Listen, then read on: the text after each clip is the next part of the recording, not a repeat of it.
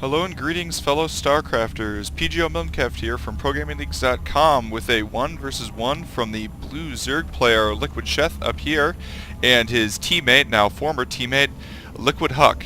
As I mentioned previously, Liquid Huck is now a member of Evil Geniuses.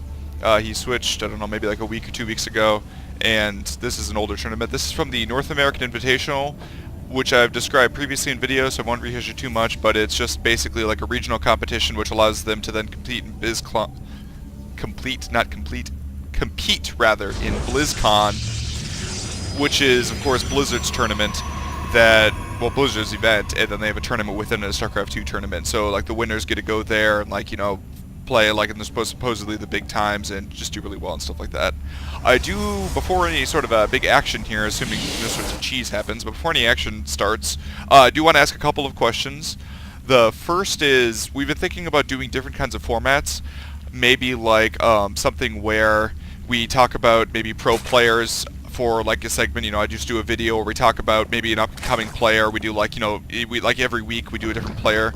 The idea is that these segments would be done weekly, and I just kind of want your feedback if you've got any ideas about just kind of segments that we could be doing for those, like a weekly pro player one, or maybe like I know like Lake TV does like a when cheese fails, and so I don't know if there's like a specific aspect of StarCraft games, like I don't know, like an epic week or something where I find like a super long game to cast where like all the minerals have been harvested or something like that. So just kind of events. I'm looking for 2 or 3 weekly events that I'm going to try to fit into, so it's not just like, pro games all the time. We just kind of mix it up a little bit, maybe talk about pro players, pro teams, that sort of thing. Yeah, so just give me your ideas if you have any feedback about that, what you prefer, or anything like that. And then I'll get back to the game so we don't miss anything too much. Liquid Sheth is in fact getting his spawning pool first. Not particularly surprising. I would say Xel'Naga map players tend to go a little of each kind of way, and well, Huck decided that his time for his probe to leap, or he accidentally got the minerals when he was doing the little teasing thing. It's very difficult to keep harvesting minerals the way he does while controlling everything and making sure everything's on time is very difficult to do at once. So sometimes you do let that mineral just hang on just a little bit too much. So he wasn't able to do that quite as successfully as he probably would have wanted. But not too surprising to see Liquid Sheth, as I was talking about, go for the hatch second. Hatch first can be pretty dangerous, especially against if Huck was planning on doing... Huck obviously isn't planning on doing a Forge Fast Expand, but you can just cannon up the natural. You can just put a couple of pylons and a cannon out of vision, actually, and then you can just basically just kill the natural, and there's basically nothing that a Zerg player can do about it. And, so that's part of the danger. You can also put 3 pylons up here, then a cannon behind to stop any units from getting out, and then the Zerg has to either grow roaches or banelings to get out of it. So just a couple of different things you can do. You can see Sheth here sending his Zerglings around, trying to see if there's any pylons hidden around. He wants to make sure there's not a proxy Stargate or anything like that. Wants to make sure he's not getting 3-gate Stargate rushed, which I would say Huck isn't really much to do that. MVP Genius is really big on that. Huck tends to go for the double gas 3-gate fast expand, or sometimes double gas 1-gate fast expand, depending on how safe or dangerous he feels he is. And actually, as the sentry up front, not the biggest deal in the world, as there's only 3 Zerglings, and they don't have speed, and then as we all know, Zerglings without speed are essentially worthless, unless you're like 6-pooling or something, but they will have... that speed did in fact just finish, so Huck does have to be a little bit more careful, because relatively small numbers of Zerglings can actually surround and kill sentries. Probably not Huck's sentries, and probably not, in any sort of normal circumstances this early in the game, especially not with 3 Zerglings. But it has happened. You really don't want to lose those sentries. Those are extremely valuable, especially for a player like Huck, who is heavily reliant on force fields. And you see a little bit of dances. The Zerglings are just being a nuisance now, and actually they're probably going to... Well, they're not going to block the expansion. Oh! And actually, Huck, if he had let the damage complete, he would have been able to kill a Zergling. Looks like Huck's actually being a little timid about expanding, because he's going to wait for a warp-in. Oh, he's going to take out that Overlord. Overlord did in fact spot all 3 gateways, and he's got the Zealot now. Looks like the probe spots the Zerglings. He's not going to move out and take them out, and he is going to save the probe. Looks like he's going to try to take out that Overlord as well. Did he get this one? He did in fact get the one on the bottom, and the one on the...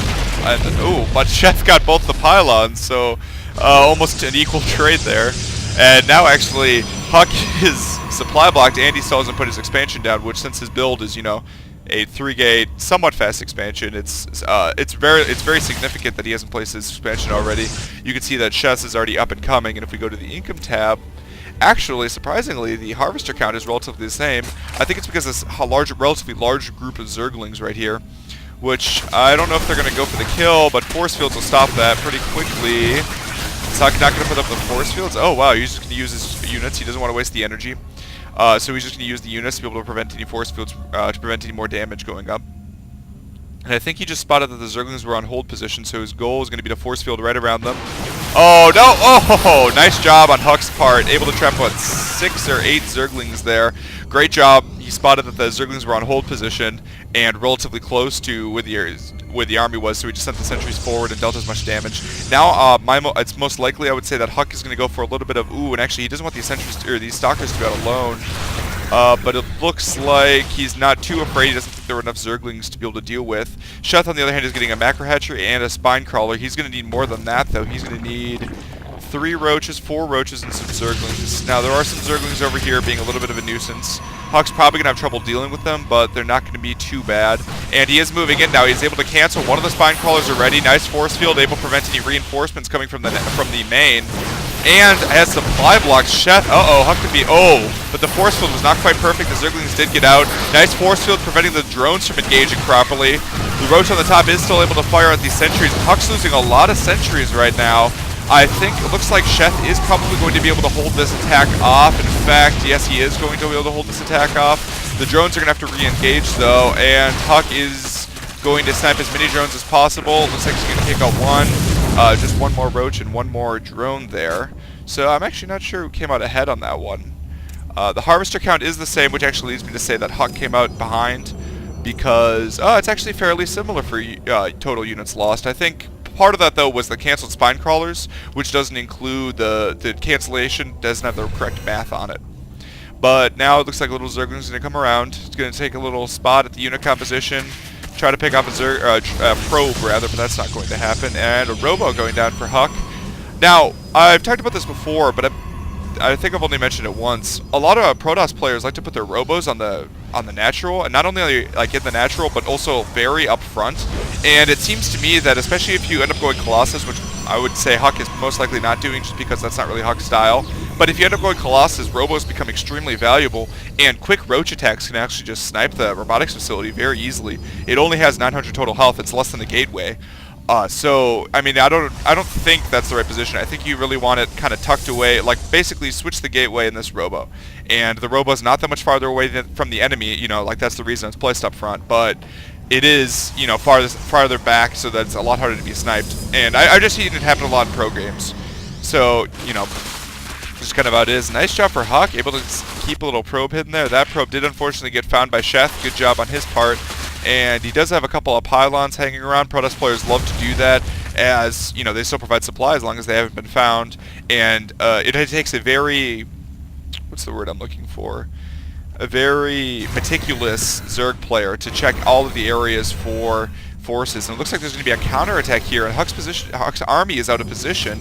He's warping in stalkers at the base. That's not going to do a very good job right there, as they don't even have blink to be able to get away from the Zerglings. And it looks like a lot of damage is going to be dealt. Those Zerglings actually are large enough in number, especially with the +1 weapons upgrade, to be able to take out those stalkers. Looks like he's not going to do that, though, most likely because he's afraid of Huck's army. He wants to be able to get these Zerglings back so that he can properly engage them. And it also looks like the Overlord spotted both pylons, so it looks like those Zerglings are going to take those out as well. So it looks like, I'm not quite sure. Oh, and actually, Huck's going to be able to save this by warping in Zealots there and getting a couple of free Zergling kills out of it, so nice job on Huck's part. Meanwhile, looks like the Zerglings are actually going to have to engage the rest of the army here, take a couple of losses. But looks like they'll be able to disengage. Now, Sheth is probably going to be one of taking a third very quickly. Huck is actually supply blocked at the moment. It's only put one pylon, huh? Yeah, I think that's actually a mistake. There we go. Now he's put up a couple more pylons because, as a Protoss player, you can definitely run out of spaces to put your... you can fill up your supply counts very, very quickly. Looks like there's a minor engagement here. A couple of stalkers have gone down. Nice force fields, able to keep most of the roaches from disengaging.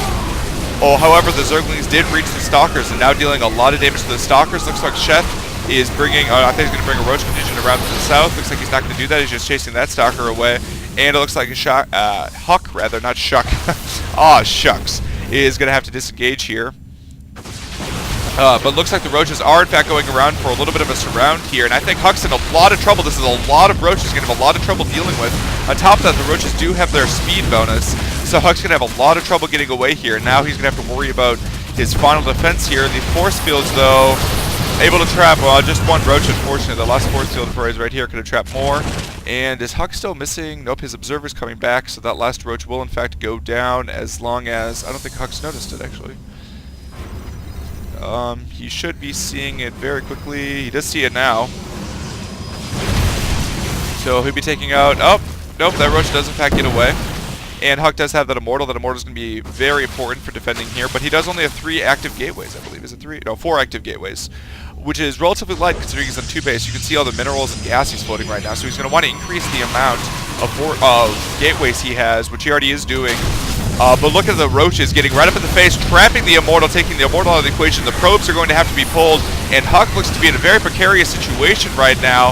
However, the force fields have gotten Sheth to withdraw. I think he probably should have sniped that immortal before he left, as it would have been fairly easy to do that. However, he's regrouping with a number of lings. That's going to mean that the immortal is going to have to be target fired to make sure it's dealing a lot of damage. And oh, I thought he was going to snipe that. I thought he was going to snipe the robo, as if to prove my point. The immortal is up front, though. Snipe the robotics is what I meant to say.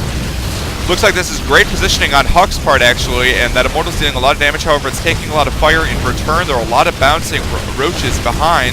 Looks like the Zerglings from behind, though, were dealing a lot of damage to the probes. Nice job for Sheth's part, refilling with Zerglings as they reach a lot faster than the roaches because of the huge speed differences. And it looks like Huck's actually just going to have to GG out of this game. Nice job, Liquid Sheth, and Huck had to be a little bit more careful. Well, okay, so the first time Huck lost his army, that put it behind. Even if you consider that the unit's loss was relatively similar, he lost all the energy and potential energy that those sentries could have gotten, so all of his fresh sentries that he warped in had a lot less force fields, so he was able to be a lot less effective earlier. And on top of it, the Zerg's just faster at remaxing, so even if units lost were relatively similar, Huck was floating a lot of resources in this game, whereas Sheth had this macro hatchery and the additional queen for it, I believe, yeah. He did have 3 queens, so that he was able to refill on units very, very, very quickly, so that when the final engagement came, the Zerg player was just able to keep applying pressure constantly. But the other big moment, of course, was right here, where Huck just engaged a little bit too much and in a very dangerous position, because there's this huge area where you can be flanked in the back, and Sheth, just by sending 5 roaches around, was able to trap the majority of Huck's army, which would have taken a lot of damage to be able to run away from, and not does any return, which made Huck stay, which in turn caused him to lose that army, and then led eventually to this loss. So we're going to move on to game number 2 between Liquid Sheth and Liquid Huck, and see which former and current Team Liquid player reigns supreme. This is PGL Milncraft signing off.